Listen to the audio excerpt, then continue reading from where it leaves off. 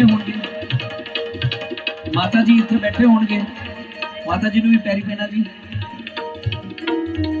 क्योंकि भैन मैनूं मिली सी जब मैं आया सी तो भैन मैनूं मिली बड़े प्यार नाल, मैनूं बड़ा चंगा लग्या।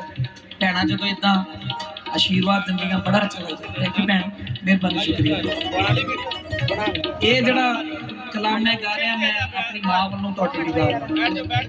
ओ जीवे मेरा पीर सोहना जीवे जीवे, जीवे मेरा पीर सोहना जीवे जीवे, जीवे मेरा पीर सोहना जीवे जीवे, जीवे मेरा पीर सोहना जीवे जीवे, जीते गल विच गानी जीवे मेरा पीर सोहना जीवे गल विच गानी ओ नाले सदा पीर लगदा नाले दिल दा हटानी।